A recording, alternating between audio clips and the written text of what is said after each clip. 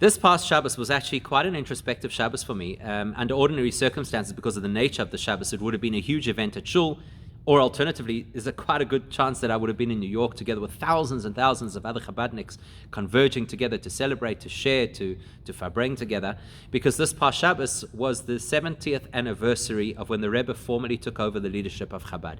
And while it wasn't as spectacular as all of that, it was actually really meaningful to spend the time with our family and to focus and to share stories and to reflect. It was beautiful, in fact.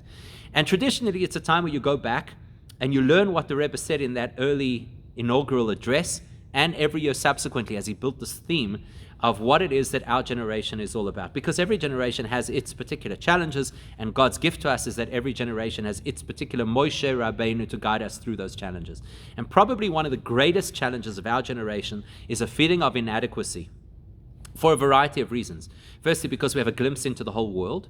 So we know how many people are out there and you feel insignificant, and you know what some of those people have achieved and at what age, and it also makes you feel inadequate. And then, of course, social media, where everybody puts their best face forward. So you think that everybody else has a perfect life. It's not unusual or uncommon in today's world for people to feel like, who am I? I'm kind of inadequate. What do I do? Do I really make a difference?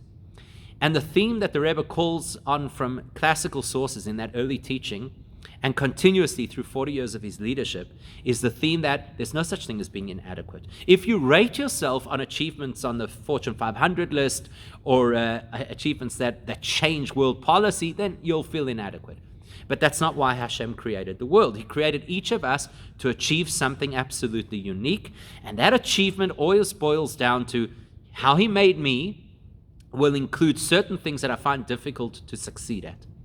And every time that I push myself to succeed in those areas in context of what Hashem wants, which means the mitzvah that I find difficult to do, or the particular thing that I find difficult to stop myself doing, then I become absolutely worthwhile. In that moment, not only was it worth it for Hashem to create me, it was actually worth it for Hashem to create the entire world. It is such an empowering thought. Every time I get something right in terms of what Hashem wants, the entire world, including the highest spiritual realms, becomes worthwhile. Something to think about. Have a wonderful day. Stay safe and stay sane.